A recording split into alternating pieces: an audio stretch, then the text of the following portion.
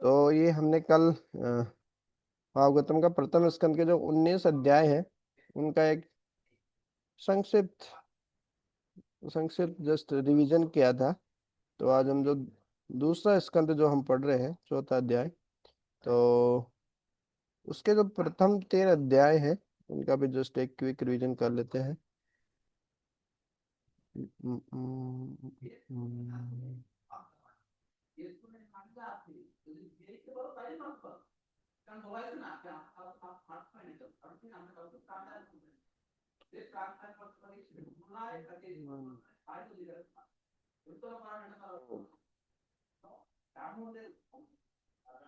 तो कैंटो जो सेकंड है उसमें टोटल कितने अध्याय हैं? 10 अध्याय। इसको पार्ट 1 में डिवाइड किया है। सेकंड कैंटो के पहले 3 चैप्टर हैं, पहले 3 अध्याय हैं। उसमें बताया गया है कि भक्ति योग किस प्रकार से श्रेष्ठ है बाकी सबसे, ज्ञान योग, कर्म योग, ध्यान योग, इन सब से। फिर 4 से 7 नंबर जो अध्याय हैं उनमें सर्ग और विसर्ग के बारे में बताया गया है, और ब्रह्मा जी और नारद मुनि के बीच में ये वार्तालाप होती है, चर्चा होती है। और 8, 9, 10वें अध्याय में क्या बताया है? परीक्षित महाराज के प्रश्न है, और चतुश्लोकी भागवतम देखेंगे। जैसे चतुश्लोकी भगवत गीता है वैसे ही चतुश्लोकी भागवतम भी है। चतुश्लोकी भागवतम क्या है जी? देखो जी, सबसे पहले भगवान ने ब्रह्मा जी को भागवतम सुनाई, तो ये 18,000 श्लोक नहीं सुनाई, 4 ही श्लोक सुनाई, उसी में कंप्लीट हो गई। फिर 4 श्लोकों को विस्तार करके 18,000 श्लोक हुए। हाँ, भगवान श्री कृष्ण ने ब्रह्मा जी को सुनाया, फिर ब्रह्मा जी ने अलग अलग को सुनाया। ब्रह्मा जी, नारद मुनि, व्यास देव, तो अलग अलग करके फिर सुखदेव गोस्वामी, परीक्षित महाराज, सुत गोस्वामी, नैमिषारण्य के ऋषि, फिर परंपरा के माध्यम से हम प्राप्त कर रहे हैं उसी ज्ञान को। तो पहला अध्याय हमने देखा भागवत साक्षात्कार में जो प्रथम सोपान क्या है। तो टोटल 39 श्लोक थे उसमें पहले अध्याय में। तो 1 से 11 नंबर श्लोक में था भक्ति की श्रेष्ठता। तो परीक्षित महाराज को बोला कि बहुत अच्छे प्रश्न पूछे आपने। फिर 3 श्लोकों में बताया कि गृह में दी गृहस्थ, ये सब चीजें बताए। निद्रा हरियते नक्तम श्रोतव्यादिनी राजेंद्र नृणाम सन्ति शास्त्र से। फिर बताया कि भक्ति की महिमा क्या है। हाँ, श्रोतव्य, स्मर्तव्य, कीर्तितव्य, तस्मात् सर्वात्मना राजन। हाँ, तस्मात् एकेन मनसा भगवान सर्वत्र सर्वदा। भगवान का हमेशा ही कीर्तन करना चाहिए, गुणगान करना चाहिए, हमने देखा 11 नंबर श्लोक। 12, 13, 14 में क्या बताया कि quality of life matters not quantity. हम कितना जी रहे हैं वो ज्यादा महत्वपूर्ण नहीं है जी, लेकिन जीवन की गुणवत्ता कैसी है हमारी। भगवत भक्ति युक्त जीवन एक क्षण ही पर्याप्त है, कटवांग महाराज का उदाहरण दिया। और इस हिसाब इस प्रकार से परीक्षित महाराज को भी इंस्पायर किए सुखदेव गोस्वामी जी की। बहुत है, 7 दिन बहुत है। हजारों साल कोई पेड़ की तरह जिएगा लेकिन भगवत भक्ति नहीं कर रहा तो फायदा क्या है? ये हमने देखा, quality of life matters not quantity. फिर अष्टांग योग, भगवान को प्राप्त करने के लिए 15 से लेके 39 नंबर श्लोक तक अष्टांग योग के बारे में बताया गया। धारणा क्या है, धारणाश्रय क्या होता है? और मन को कैसे नियंत्रित कर सकते हैं? ध्यान योग मतलब मन को कैसे नियंत्रित कर सकते हैं। विराट रूप का वर्णन देखा, धारणाश्रय। उसमें 2 प्रकार के योगी, एक होता है आसक्ति योगी, एक होता है अनासक्ति योगी। तो दोनों अलग अलग प्रकार से ध्यान करते ही हमने देखा था।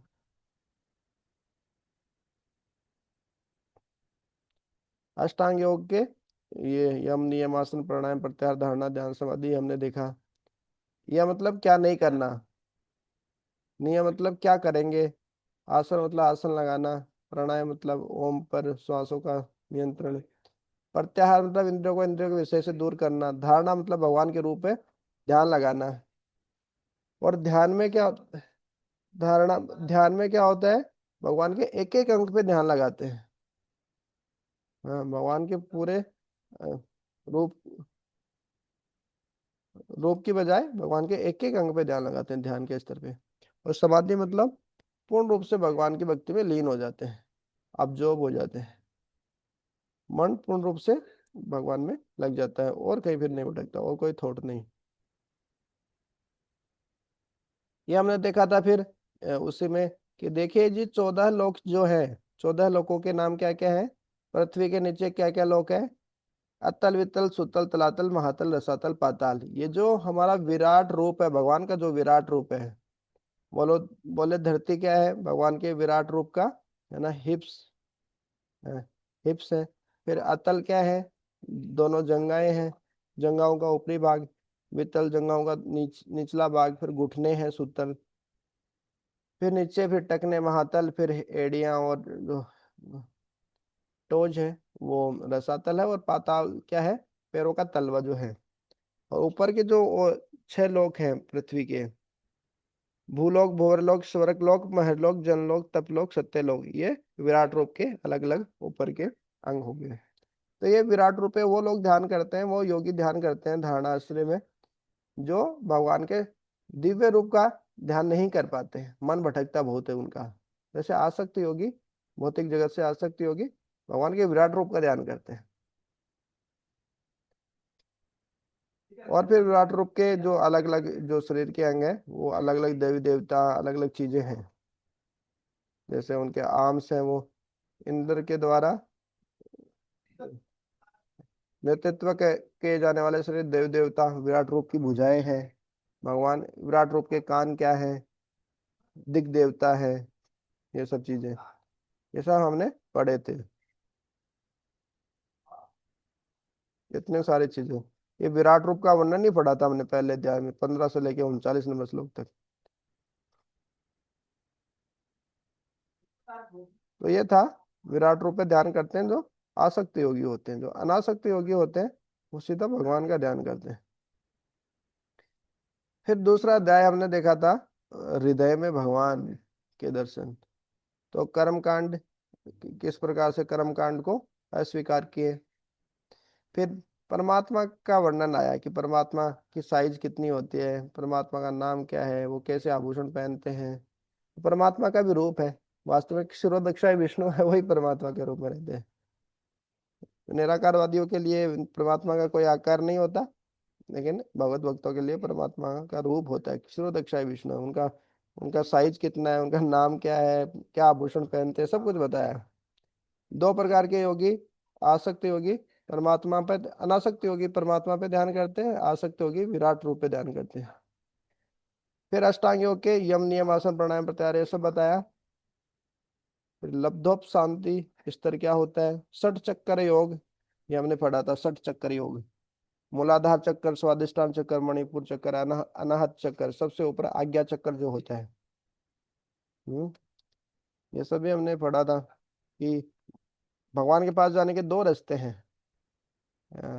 एक तो ये चक्रों के माध्यम से सीधा ही चला जाता है व्यक्ति, और दूसरा होता है कि फिर अलग अलग लोकों से होकर व्यक्ति जाता है, जो योगी होता है वो। ये भी हम देखेंगे इसमें आगे। तो 60 चक्कर उसको, फिर मुक्ति से पहले बहुत सारे स्टॉप आते हैं योगी के लिए, भक्त के लिए नहीं, योगी के लिए। कोई भी भौतिक इच्छा थोड़ी भी रह जाती है तो वो उसी प्लानेट पे, उसी लोक पे रह जाता है वो योगी।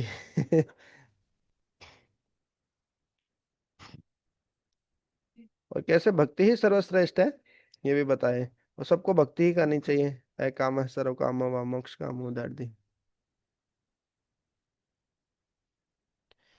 फिर दूसरे अध्याय में हमने देखा था कर्म कांड को अस्वीकार करते हुए फिर बता रहे हैं, देखो जी, जब धरती है तो कोट और बेड, बोरे बिस्तरे बिस्तरे लगाने की इनकी क्या जरूरत है। हमारे भुजाएं हैं तो तकिए की क्या जरूरत है जी। हमारे दोनों हाथ है खाने के लिए तो बर्तनों की क्या जरूरत है। पेड़ों की छाल है तो कपड़ों की नहीं जरूरत है जी।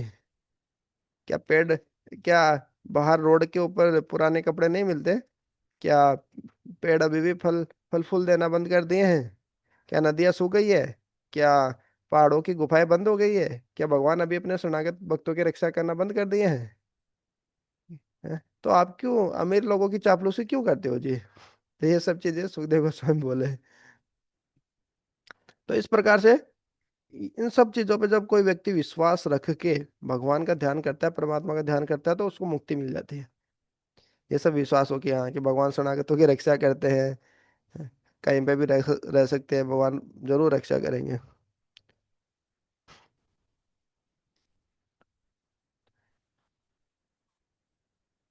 हम्म।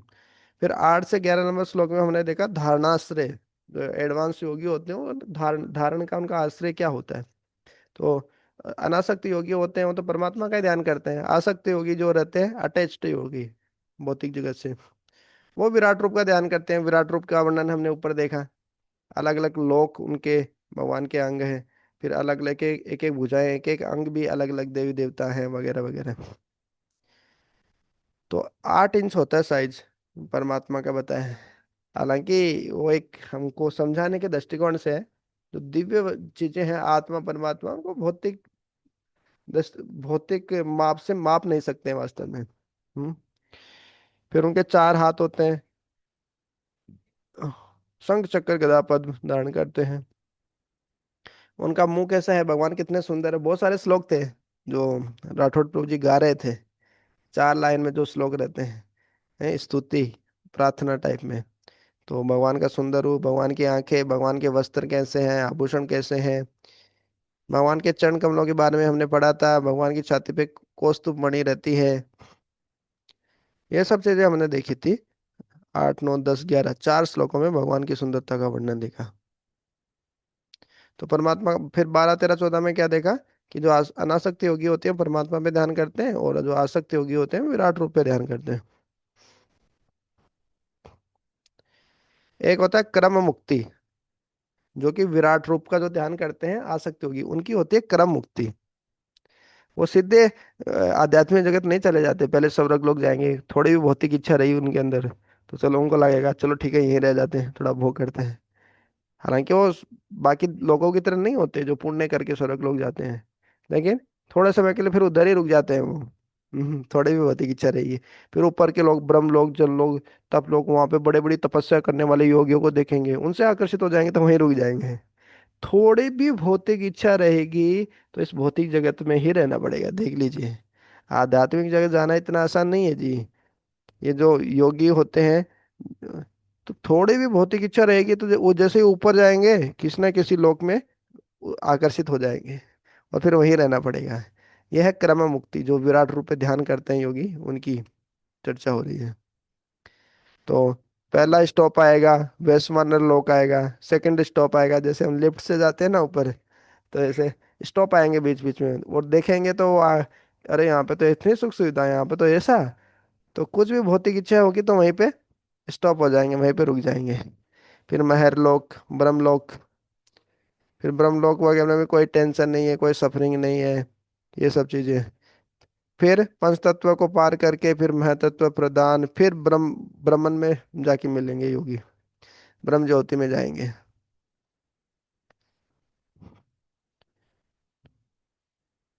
फिर 33 से 37 नंबर श्लोक में देखा था कि साधना भक्ति ही सबसे श्रेष्ठ है। तस्मात् सर्वात्मना राजन् हरिः सर्वत्र सर्वदा श्रोतव्यः कीर्तितव्यश्च स्मर्तव्यः भगवान निर्णाम। हम्म। हाँ ये था। देखिए ये 2 प्रकार के योगी होते हैं ध्यान योगा करने वाले। तो यम नियम आसन प्राणायाम तो सभी करते हैं। फिर प्रत्याहार मतलब इंद्रियों को इंद्रिय विषय से अलग करते हैं। लेकिन कोई भी भौतिक इच्छा रहेगी, है ना, भौतिक इच्छा नहीं है तो नो, अनासक्त योगी हो गया। परमात्मा पे ध्यान करेगा। फिर फिर धारणा के बाद में फिर ध्यान आ जाएगा, प्रत्याहार धारणा ध्यान, फिर समाधि, फिर ब्रह्म ब्रह्म रियलाइजेशन, ब्रह्म साक्षात्कार हो जाएगा उसको। फिर षट चक्कर योग से क्या करेगा, मूलाधार चक्कर से आज्ञा चक्कर के माध्यम से आत्मा को छोड़ देगा, शरीर को छोड़ देगा। हाँ। तो जो अलग अलग जो चक्कर हमने देखे थे चक्कर, जो षट चक्कर मुक्ति है ये। फिर उसके बाद में प्रधान को पार करके सीधा पहुंच जाएगा आध्यात्मिक जगत। और जो आसक्त योगी है, कोई भी थोड़ी भी भौतिक इच्छा यदि उसकी रह गई तो विराट रूप में उसको ध्यान लगाना है। फिर भी इच्छा रह गई है, फिर यदि इच्छा नहीं रही तो फिर वो परमात्मा पे ध्यान लगाएगा, फिर ध्यान समाधि, फिर षट चक्कर के माध्यम से सीधा भौतिक जगत के बाहर निकल जाएगा, लिबरेशन, मुक्ति हो जाएगी। है, प्रधान को पार करके यहाँ से सीधे ही मुक्ति के स्तर पे आ जाएगा। लेकिन फिर भी भौतिक इच्छा रह गई, विराट रूप पे ध्यान लगा रहे हैं, फिर भी भौतिक इच्छा रह गई, तो फिर ये बहुत सारे स्टॉप आएंगे, क्रम मुक्ति होगी। सीधा सीधी सीधी मुक्ति नहीं होगी, अलग अलग स्टॉप आएंगे। थोड़ी भी भौतिक इच्छा रह गई, देखिए कितने सारे स्टॉप है। वैश्वानर लोक, शिशुमार लोक, महर लोक, ब्रह्म लोक। ये पंच तत्व, जो पांच तत्वों की जो जो परत है वही बहुत मोटी मोटी होती है। और एक के बाद में जो दूसरी परत होती है वो कई गुना मोटी होती है। तो इस भौतिक जगत को पार करके जाना बहुत मुश्किल है। बोलते हैं ना कि कुत्ते की पूंछ पकड़ के थोड़ी समुंदर को पार कर सकते हैं। तो ऐसे ही खुद के बल पर इस भौतिक जगत को पार करके आध्यात्मिक जगत जाना, देखिए कितना मुश्किल काम है। महर लोग, फिर ब्रह्मा जी के लोग, फिर ये जो पांच पंच तत्व की जो परतें आ जाती है, फिर मिथ्या अहंकार की परत को पार करना है। मिथ्या अहंकार तो सबसे खतरनाक है, सबसे पहले सृष्टि होती है तो मिथ्या अहंकार आता है, फिर ये पंच तत्व आते हैं, देखो। है, तो फिर जो थोड़ा भी अहंकार होता है हमारे अंदर, मिथ्या अहंकार तो होता ही है, थोड़ा भी अहंकार होगा तो रहो बेटा भौतिक जगत में रहो आप। कितना मुश्किल है आध्यात्मिक जगत जाना। सु- पूरी चेतना को शुद्ध करना, इच्छाओं से, अहंकार से मुक्ति पाना, बहुत मुश्किल। फिर महतत्व को पार करता है योगी, फिर प्रधान को पार करता है, फिर उसके बाद में मुक्ति होती है। तो खुद के बल पे आध्यात्मिक जगत जाना योगियों के लिए कितना खतरनाक है। देखिए थोड़े भी भौतिक इच्छा, फंस जाएंगे कहीं ना कहीं। जो स्टॉप आया वहां पे स्टॉप पे रुक जाएंगे, वहीं पे हो जाएगा। हमारे साथ भी होता है। यदि भक्ति में यदि दृढ़ नहीं है तो कुछ, कोई कुछ भी बोलेगा, थोड़ी कुछ होगा तो भक्ति रुक जाती है हमारी। तो ये आसक्त अनासक्त योगी का था। एक एक है क्रम मुक्ति, और दूसरा षट चक्कर वाली पद्धति। ये हम पढ़ चुके हैं वास्तव में सब। ऐसा तो नहीं लग रहा है कि हम पहली बार ही पढ़ रहे हैं। इसलिए रिवीजन जरूरी है। एक खाली श्लोक श्लोक पढ़ना, एक समरी पढ़ना कि हमने क्या क्या पढ़ा उसको एक समराइज कर लेना है। हम्म, तो ये हम पढ़ चुके हैं दूसरे अध्याय में। तीसरा अध्याय हम ये भी हम पढ़ चुके हैं कि जो भगवान की शुद्ध भक्ति है उसे कैसे हृदय परिवर्तन होता है। इसमें 25 श्लोक थे टोटल। तो 1 से 12 नंबर श्लोक में था देवताओं की पूजा बनाम भगवान की शुद्ध भक्ति। तो अलग अलग जिनकी भौतिक इच्छाएं होती है, हम 2-3 श्लोक एक साथ ही थे। जिनको सुंदर पत्नी चाहिए, शिव जी की, पार्वती जी की पूजा करते हैं वगैरह वगैरह, उसमें बहुत सारी अलग अलग देव देवताओं के पास में जाने का था।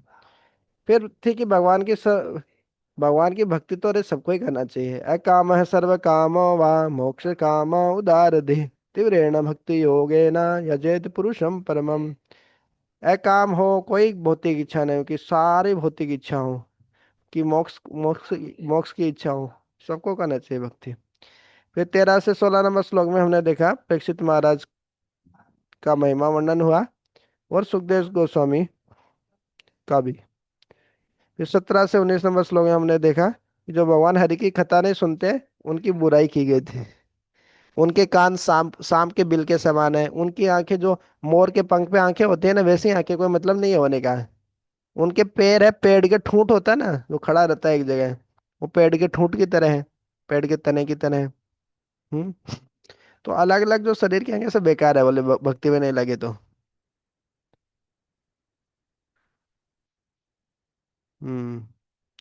तो ये उसी में पूरा डिटेल में बताया अभी। 1 से 12 नंबर श्लोक में अलग अलग देव देवताओं की पूजा करने के लिए लोग जाते हैं। तो ब्रह्म ज्योति में जो मिलना चाहते हैं वो ब्रह्मा जी की करें, जिनको इंद्र तृप्ति करना है, सेक्स पावरफुल से, वो इंद्र की पूजा करे।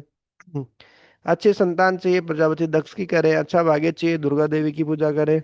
ये सब चीजें हैं, लेकिन अंततः बताया गया सार ये है कि सबको भगवान की ही भक्ति करना चाहिए। है काम सर्व काम मोक्ष काम उदार दे।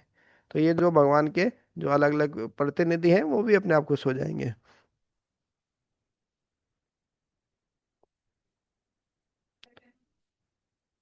हम्म।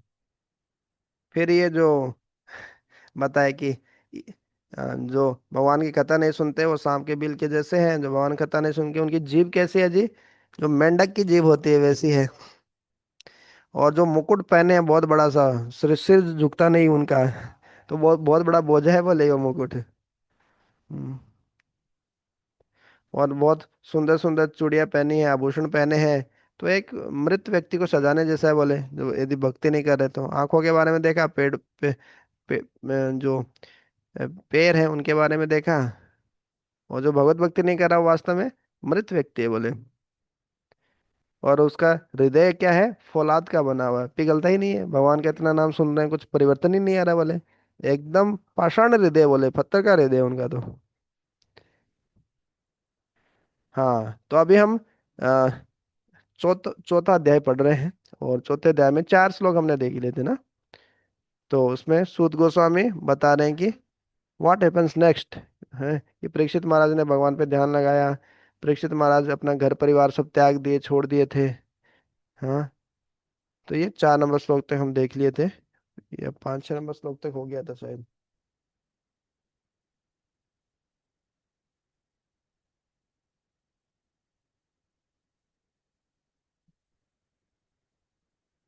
तो उसके आगे आज हम देखते हैं श्लोक संख्या 4 तक हो गए, श्लोक संख्या 5 से आज हम देखेंगे। तो 5 से 10 में परीक्षित महाराज के प्रश्न है। फिर सुखदेव गोस्वामी जी की भगवान से प्रार्थनाएं हैं, है ना। ये हमारा चौथा अध्याय खत्म हो जाएगा फिर।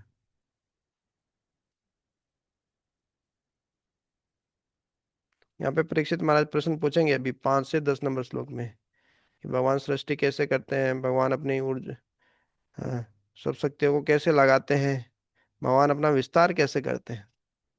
तो अभी हम श्लोक और अनुवाद ही पढ़ेंगे, तात्पर्य बहुत बड़ा हो जाएगा।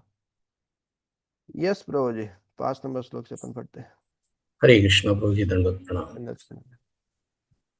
राज उवाच समीचीनं वचो ब्रह्मन् सर्वज्ञश्च तवानघ तमो विशीर्यते मह्यं हरेह कथयत कथाम्। महाराज परीक्षित ने कहा, हे विद्वान ब्राह्मण, आप भौतिक दूषण से रहित होने के कारण सब कुछ जानते हैं। अतएव आपने मुझसे जो भी कहा है वह मुझे पूर्ण रूप से उचित प्रतीत होता है। आपकी बातें क्रमशः मेरे अज्ञान रूपी अंधकार को दूर कर रही है, क्योंकि आप भगवान की कथाएं कह रहे हैं। हरे कृष्ण।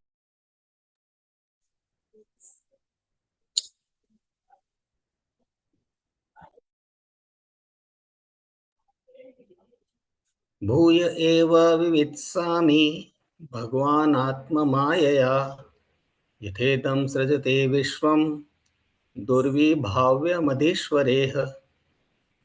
मैं आपसे जानना चाहता हूं कि भगवान किस प्रकार अपने निजी शक्तियों से इस रूप में इन दृश्य ब्रह्मांडों की सृष्टि करते हैं, जो बड़े से बड़े देवताओं के लिए भी अचिंत्य है।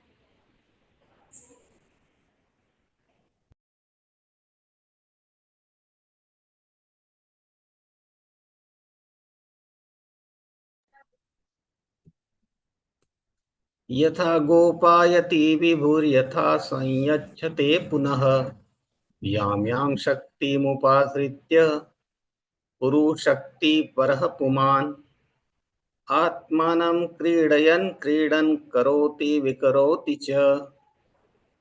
कृपया बताएं कि सर्वशक्तिमान परमेश्वर किस तरह अपनी विभिन्न शक्तियों तथा विभिन्न अंशों को इस व्यवहार जगत के पालन करने में लगाते हैं और एक खिलाड़ी के खेल की तरफ फिर से इसे समेट लेते हैं। तो जैसे छोटा बच्चा होता है वो खेलता है, फिर सब एकदम डिसमिस कर देता है, सब खत्म कर देता है। मतलब भगवान बोले कि जैसे खेल में सब कुछ समेट लेते हैं खिलाड़ी खेलने के बाद, तो वैसे बोले भगवान ये सब सृष्टि करते हैं, फिर अपनी लीला समाप्त कर देते हैं, और सृष्टि का हिस्सा हम बनते हैं, शुद्र जीव। तो वो पूछ रहे कि कैसे करते हैं, तो ये एक स्वाभाविक जिज्ञासा हुई।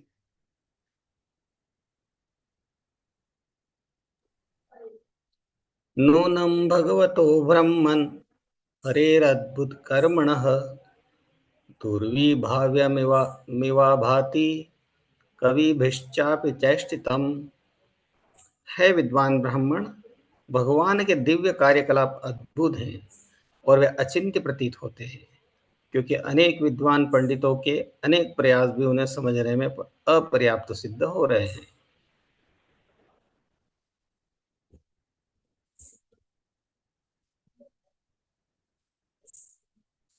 यथा गुणा यथा गुणास्तु प्रकृतेर्युगपत् क्रमशोऽपि वा बिर्भर्ति भूरिशस्त्वेकः कुर्वन् कर्माणि जन्मभिः। पूर्ण पुरुषोत्तम भगवान एक हैं, चाहे वे प्रकृति के गुणों से अकेले कर्म करें या एक साथ कई रूपों में विस्तार करें, या कि प्रकृति के गुणों के निर्देशन हेतु बारी बारी से विस्तार करें। विचिकित्स विचिकित्सित में तन्मे ब्रवीत भगवान यथा शाब्दे ब्रह्मणि निष्णातः परासीम्यश्च भवान खलु। कृपया इन सारे संशयप्रद प्रश्नों का निवारण कर दें, क्योंकि आप न केवल वैदिक साहित्य के परम विद्वान एवं अध्यात्म में आत्मसिद्ध हैं, अभी तो आप भगवान के महान भक्त हैं, अतएव आप भगवान के ही समान हैं।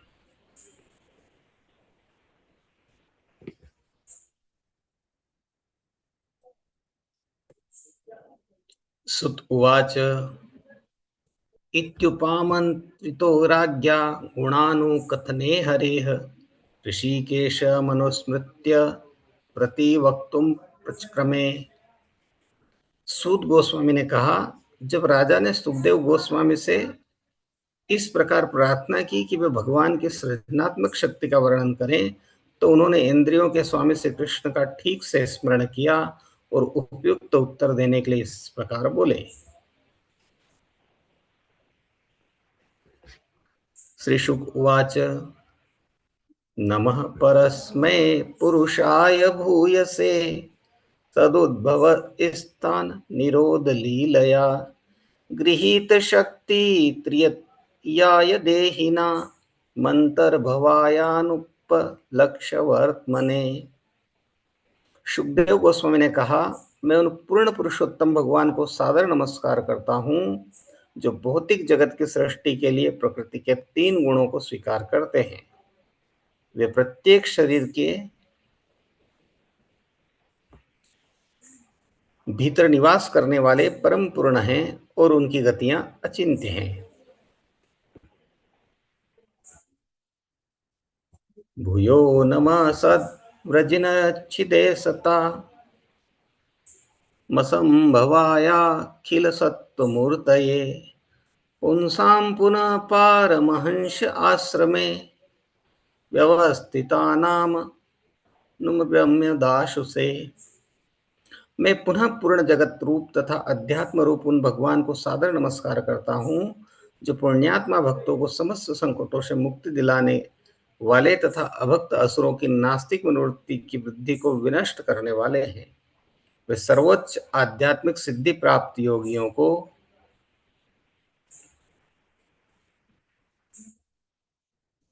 उनके विशिष्ट पद प्रदान करने वाले हैं।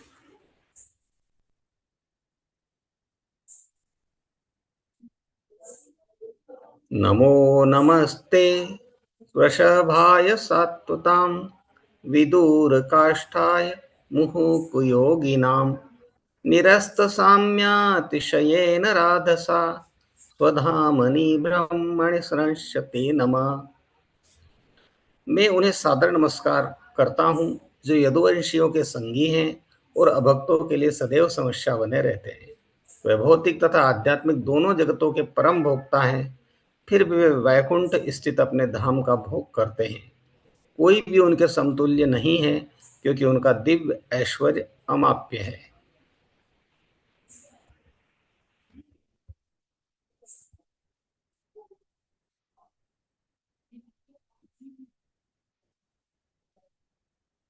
यत्कीर्तनं यत्स्मरणं यदीक्षणं यद्वन्दनं यच्चुवणं यदैर्हणं लोकस्य सद्यो विदनोति कल्मषं तस्मै सुभद्र स्रवसे नमो नमः।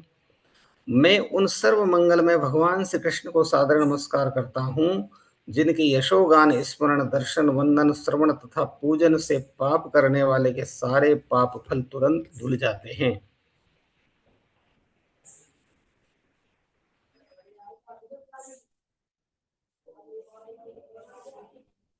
इसका तात्पर्य पढ़ते हैं प्रभु जी। जी, यहाँ पर सर्वोच्च अधिकारी श्री सुखदेव गोस्वामी द्वारा समस्त पापों के फलों कल्मशों से मुक्त होने के लिए भव्य धार्मिक कृत्यों का सुझाव रखा दिया है। कीर्तन अर्थात यशोगान कई प्रकार से संपन्न किया जा सकता है, यथा स्मरण करने, देव दर्शन के लिए मंदिरों में जाने, भगवान के समक्ष प्रार्थना करने तथा श्रीमद् भागवत या भगवत गीता में वर्णित विधि से भगवान की महिमा का पाठ सुनने से, मधुर संगीत के साथ भगवान की यश का गायन करके तथा श्रीमद् भागवत या भगवत गीता जैसे शास्त्रों का पाठ करके कीर्तन संपन्न किया जा सकता है। भक्तों को चाहिए कि वे भगवान की सदैव अनुपस्थिति से निराश न हो, भले ही वे अपने को उनकी संगति में न पा रहे हों। कीर्तन, श्रवण, स्मरण आदि या तो सभी या इनमें से कुछ या केवल एक की भक्ति विधि हमें उपयुक्त प्रकार से भगवान की दिव्य प्रेमा भक्ति संपन्न करके उनके सानिध्य का वांछित फल प्रदान कर सकती है। यहाँ तक कि कृष्ण या राम के नाम के उच्चारण मात्र से वायुमंडल आध्यात्मिक हो उठता है। हमें भली भांति जान लेना चाहिए कि जहाँ भी ऐसी शुद्ध दिव्य सेवा की जाती है वहाँ भगवान विद्यमान रहते हैं। इस प्रकार निरपराध कीर्तनम संपन्न करने वाले को भगवान का सकारात्मक सानिध्य प्राप्त होता है। इसी प्रकार कुशल मार्गदर्शन के अंतर्गत संपन्न स्मरण तथा वंदन से भी वांछित फल प्राप्त हो सकता है। मनुष्य को चाहिए कि भक्ति के स्वरूपों को मनमाना नहीं गढ़े। वह किसी मंदिर में जाकर भगवान के स्वरूप की पूजा कर सकता है या किसी मस्जिद या गिरजाघर में भगवान के निर्विशेष भक्ति में प्रार्थना कर सकता है। मनुष्य निश्चय ही पाप फलों से छूट सकता है, बशर्ते कि वह मंदिर, मस्जिद या गिरजाघर में पूजा करके पापों के फलों से मुक्त होने की आशा से जानबूझकर पाप न करने के बारे में सावधान रहे। भक्तिमय सेवा के बल पर जानबूझकर पाप करने की यह मनोवृत्ति नामनो बलाद यश ही पाप बुद्धि कहलाती है और भक्ति के मार्ग में सबसे बड़ा अपराध है। अतएव ऐसे पाप कर्तों से सावधान रहने के लिए श्रवण अत्यंत आवश्यक है। इस श्रवण विधि पर विशेष बल देने के उद्देश्य से सुखदेव गोस्वामी समस्त कल्याण का आह्वान करते हैं। हरे कृष्ण।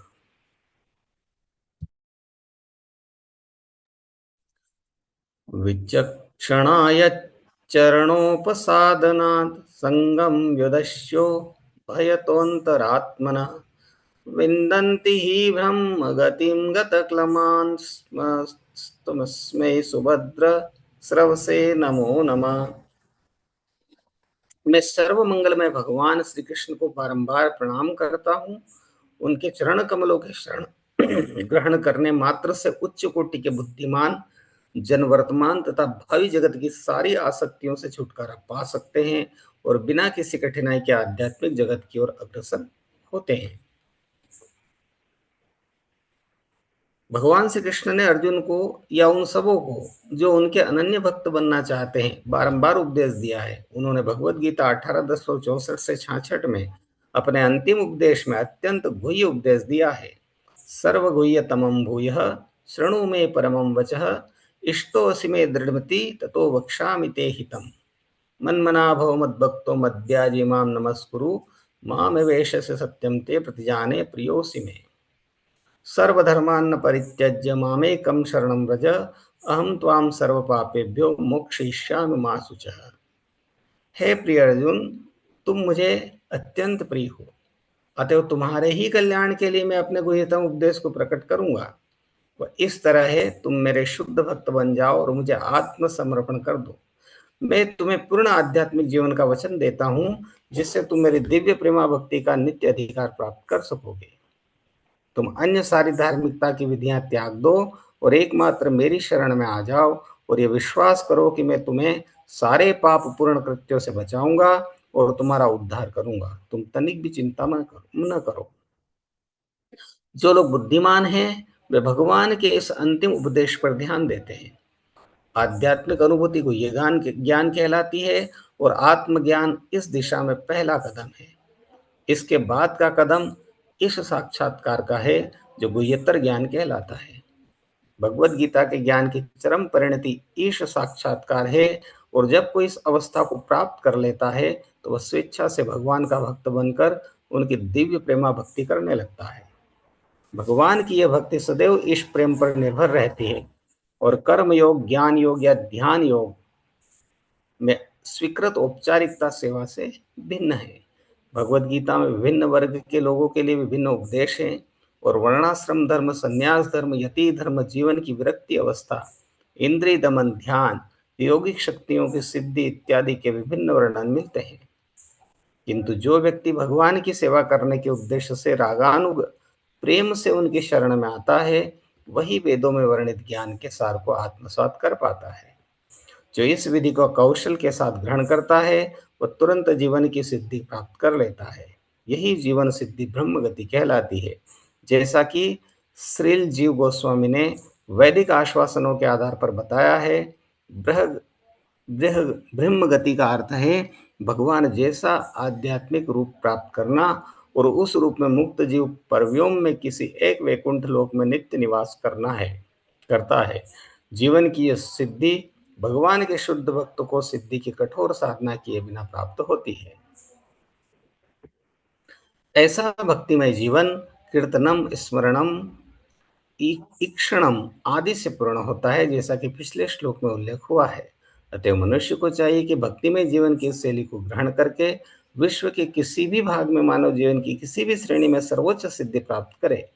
जब ब्रह्मा जी वृंदावन में क्रीड़ा करते हुए बालक रूप में भगवान कृष्ण से मिले तो उन्होंने इस प्रकार से स्तुति की, श्रेय श्रुतिम भक्ति मुदश्यते विभो क्लिशन्ति के केवल बोध लब्धये तेषामसो क्लेशल एव शिष्यते नान्यद यथा स्तुतुषावघातिनाम।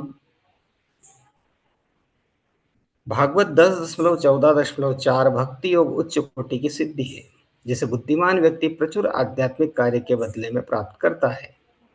यहाँ पर दिया गया उदाहरण अत्यंत उपयुक्त है। मुट्ठी भर चावल धान की भूसी के ढेर में कहीं अधिक मूल्यवान मुट्ठी भर चावल धान की भूसी के ढेर से कहीं अधिक मूल्यवान होता है। इस प्रकार मनुष्य को चाहिए कि वह कर्मकांड या ज्ञान कांड या योग आसनों से या आसनों के इंद्रजाल के प्रति आकृष्ट न हो, अपितु प्रामाणिक गुरु के निर्देश में कीर्तनम, स्मरणम जैसे सरल विधियों को ग्रहण करके बिना किसी कठिनाई के चरम सिद्धि प्राप्त करे। हरे कृष्ण। तो हरे कृष्ण। थैंक यू ब्रो जी। तो ब्रो जी ने लगातार 5 नंबर श्लोक से लेके 16 नंबर श्लोक तक पढ़े। तो उसके आगे 17 नंबर श्लोक से कल पढ़ेंगे। तो सार निकल के यही आया लास्ट में 2 श्लोकों में। भगवान कैसे कैसे सृष्टि करते हैं, तीनों गुणों में अपना विस्तार करके, ब्रह्मा विष्णु महेश के माध्यम से कैसे अपने सृष्टि वापस वाइंड अप कर लेते हैं। जैसे मकड़ी अपना जाल फैलाती है, भगवत गीता में बताते हैं, और फिर अपना जाल वापस समेट लेती है, वैसे भगवान भी पूरा सृष्टि करते हैं फिर अपना वापस समेट लेते हैं। लेकिन लक्ष्य हमारा भगवान के धाम ही जाना है, जैसे तात्पर्य में प्रभुपाद जी बता रहे थे वैकुंठ में। तो कोई भगवान राम जी की पूजा करते हैं तो आध्यात्मिक जगत ही जाएंगे, अयोध्या लोग जाएंगे। भगवान विष्णु की पूजा करते हैं, वैकुंठ, अलग अलग वैकुंठ लोकों में जाएंगे। तो वहाँ पे मायापुर भी है, नवद्वीप भी है, आध्यात्मिक जगत है। चैतन्य महाप्रभु पे ज्यादा श्रद्धा है तो मायापुर वैकुंठ उधर जाएंगे। वृंदावन तो है ही। कुछ वृंदावन जाएंगे, गोलोक वृंदावन जाएंगे। तो सभी वैकुंठ का ही हिस्सा है। जैसे हम सब भारत में रह रहे हैं, अलग अलग धामों में अलग अलग जगह रह रहे हैं, ऐसे ही आध्यात्मिक जगत में भी अनंत लोक हैं। वराह देव का अलग लोक है, नरसिंह भगवान का अलग लोक है। तो ये सब हम पढ़े हैं पहले ही। तो इसके आगे 17 नंबर श्लोक से कल पढ़ेंगे। तो अभी हम प्रभु जी से सुनेंगे।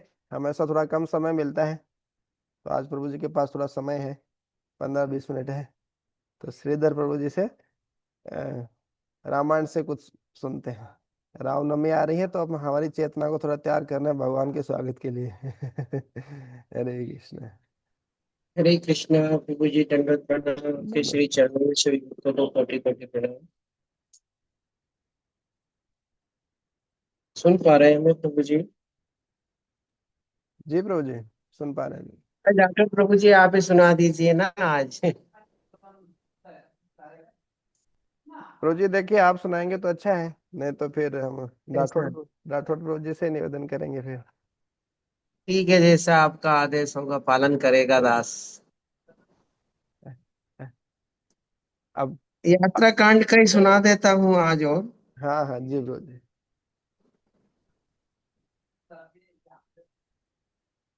तो भगवान की यात्रा कांड में श्री रामदास ने कहा, तत्पश्चात भगवान राम उत्तर के अनेक पुण्य स्थानों को देखते और पर्वतों तथा तीर्थों की यात्रा करते हुए ज्वालामुखी पहुंचते हैं।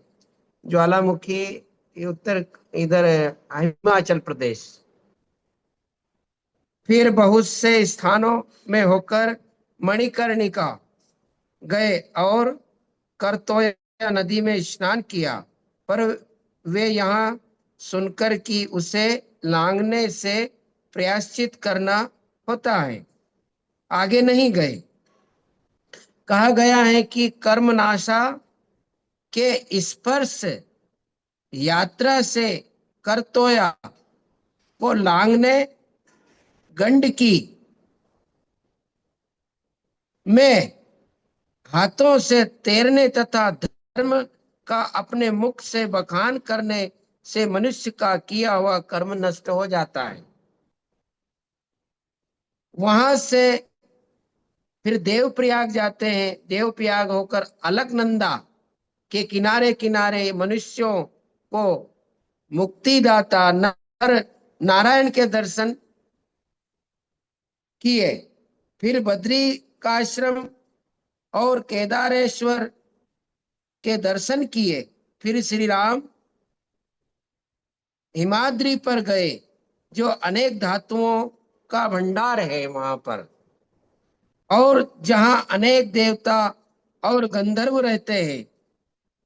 फिर महापत और मानसरोवर गए, जहां से पाप नाशनी गंगा और सरयू निकली है। उस मानसरोवर में बहुत से स्वर्ण कमल खिले हैं और लाल नेत्र, लाल पैर और मुख वाले हजारों राजहंस रहते हैं। वहां की दर्शनीय भूमि पर अनेक देव, गंधर्व, किन्नर, अप्सराएं और स्त्रियां सहित क्रीड़ा करते रहते हैं। श्री राम ने वहां मानसरोवर में स्नान किया और वहां अनेक दान देकर हिमालय पर गए, जहां मेरू पर्वत पर बनी ब्रह्म सभा के समान एक और ब्रह्म सभा थी। वहां श्री राम, सीता जी तथा अन्य सब लोग विमान से उतर कर इंद्र आदि देवताओं के पास आगे बढ़े और नमस्कार करके ब्रह्मा जी से प्रसन्नता पूर्वक भेंट की। उन्होंने ब्रह्मा जी तथा अन्य अन्य देवताओं की पूर्ण विधान से पूजा की। तब ब्रह्मा जी ने श्री राम जी की पूजा की और उन्हें एक कामधेनु भेंट स्वरूप दी। तब श्री राम ब्रह्मा सहित देवताओं और कामधेनु को विमान पर चढ़ाकर कैलाश पहुंचे। यह समाचार सुनकर शिव जी और पार्वती जी नंदी पर चढ़कर श्री राम जी के स्वागत के लिए आए, पर राम ने शिव जी को आता देखकर विमान से उतरकर नमस्कार किया। शिव जी ने प्रेम पूर्वक राम से भेंट की। उधर पार्वती जी ने सीता जी का आलिंगन करके उनकी चंदन आदि से पूजा की। उन्होंने सीता जी को सूर्य की तरह प्रकाशित आभूषण, वस्त्र आदि भी भेंट किए। उनमें कर्णफूल, नुपुर, केसुर, दो चूड़िया, करधनी, चंद्रमा के समान सीमंत आभूषण तथा हीरा और मोतियों के हार थे। तत्पश्चात वे शिव जी ने महान वैभव से युक्त श्री राम जी की पूजा करके उनसे पूछा, हे भगवान, हे भगवान, आप के नाभि कमल से ब्रह्मा जी की उत्पत्ति हुई और ब्रह्मा जी से मैं उत्पन्न हुआ। जन्म काल में रोने के कारण मेरा नाम रुद्र हुआ। इस प्रकार मैं आपका पुत्र हुआ। हे प्रभु, आपके आदेश के अनुसार मैं प्रलय काल में तीनों लोगों का संहार करता हूं। तब क्या उसका पाप आपको नहीं लगता होगा? फिर आप रावण के वध के ब्रह्म हत्या रूपी लोक अपवाद के कारण तीर्थ यात्रा क्यों कर रहे हैं? मालूम होता है कि आप लोग शिक्षा की दृष्टि से कीड़ा कर रहे हैं। यदि ऐसा है तो आप सीता के साथ क्रीड़ा करें। इस तरह कई प्रकार से श्री राम जी की स्तुति करके शिव जी ने सिंहासन, छत्र, दो चामर, पंच पान पात्र, भोजन के स्वर्ण पात्र, कंकण, कुंडन, कड़े, मुकुट आदि भेंट में दिए और श्री राम जी के हृदय पर चिंतामणि बांध उन्हें विदा किया। उस समय सीता जी ने कुछ संकोच पूर्वक कहा, अब यहाँ चिंतामणि आपकी रही और कामधेनु मेरी। श्री राम ने कहा, ऐसा ही हो। तब वे शंकर जी को नमस्कार करके विमान द्वारा चल दिए। उस अवसर पर उन्होंने शंकर जी को यज्ञ की सूचना दी और ब्रह्मा जी को एक मास पश्चात आने को कहा दिया। तब वे भागीरथी के किनारे चलकर हरिद्वार आए। वहां से कुरुक्षेत्र का स्नान कर इंद्रप्रस्थ पहुंचे। वहां से मथुरा, वृंदावन, गोकुल को देखते हुए गोवर्धन पर्वत पर गए। तब शिप्रा नदी के तट पर पवित्र अवंतिका नगरी जाकर महाकालेश्वर के दर्शन किए। अन्य तीर्थों को भी देखा। फिर हस्तिनापुर और सागर कूप जाकर नैमिषारण्य में गोमती में स्नान किया। वहां पौराणिक सूत जी का दर्शन और सोनक आदि ऋषियों का पूजन किया। तब ब्रह्मवैवर्त में स्नान करके तमसा में अवगाहन किया और वहां से अयोध्या की ओर चल पड़े। वहां श्री राम का आगमन सुनकर सुमंत ने ध्वजा पताकाओं से नगरी को सजवाया, अनेक तोरण बनवाए और अनेकों प्रकार के पुष्प मालाएं टंगवा दी।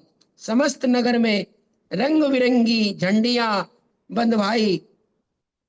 तमाम मुख्य मार्गों को साफ करा के उन पर सुगंधित जल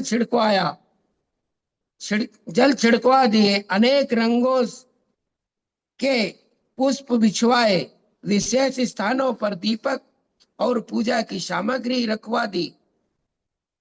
तब वे सजे हाथों को लेकर विमान में स्थित श्री राम का स्वागत करने को चले।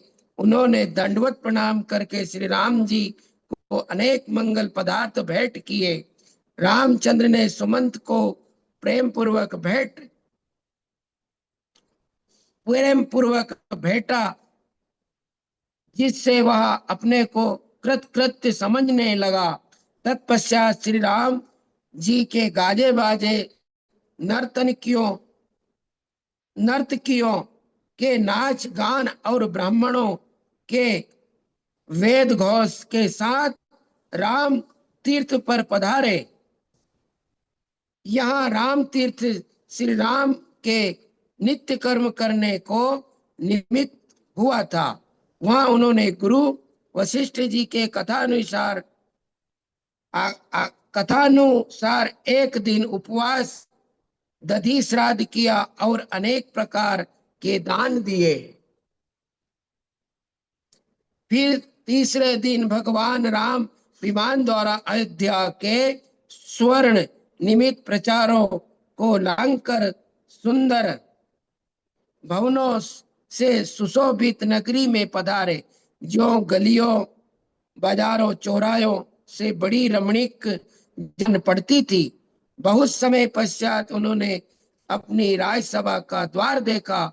वहां वे यान से उतर पड़े। विमान भी सुखपूर्वक स्थिर हो गया। तब सुमंत के घर की नारियों ने कांसे के पात्र में दधी ओदन बलि के पदार्थ सैकड़ों तेल और जल भरे घड़ों से श्री राम और सीता जी की देह पर उतार कर दूर ले जाकर छोड़ आई और स्नान करके राम के महलों में गई। श्री राम और श्री राम भी भाइयों और राजाओं और नागरी नागरियों सहित सभा भवन के भीतर आए। श्री राम चिंतामणि से सुशोभित होकर सिंहासन पर विराजमान हुए और अन्य राजा गण भी सम्मानित होकर अपने स्थानों पर बैठ गए। उधर महारानी सीता जी भी कामधेनु के साथ लेकर अपने रत्न जटित महलों को में गई। तदनुपरांत श्री राम ने कामधेनु से प्राप्त घृत से बनाए गए षड्रस पकवानों द्वारा ब्राह्मणों से लेकर चंडाल तक को भोजन कराया। हरे कृष्ण प्रभु जी, इतना ही रखे कि और जी। पढ़े थोड़ा बहुत। जी ब्रो जी, थोड़ा आप चाहे तो उसको बता भी सकते हैं, एक्सप्लेन भी कर सकते हैं। मैं कुछ कुछ मेरे को समझ में आया कि उस समय भी मतलब त्रेता युग में भी ये सब था। मणिकर्णिका घाट, बोले अवंतिका, हाँ जी अवंतिका प्रभु। नगरी जो है, यहाँ पे महाकालेश्वर के भी दर्शन किए, उज्जैन भी आए, महाकाल के दर्शन किए, बोले भगवान भी राम भी। तो ये सब चीजें बहुत इंटरेस्टिंग लगी कि अलग अलग भगवान तीर्थों का स्थान भ्रमण कर रहे हैं भगवान रामचंद्र खुद। मतलब मर्यादा पुरुषोत्तम है, मतलब लोक व्यवहार के लिए ही कर रहे हैं। भगवान को दर्शन करने के लिए अलग तीर्थ जाने की जरूरत नहीं, भक्तों को ही जरूरत नहीं है कि वो तीर्थी कुरंती तीर्था नहीं खुद। लेकिन भगवान भी इसलिए सिखा रहे हैं, मतलब अपने आचरण से। ऐसा है ना ब्रो जी?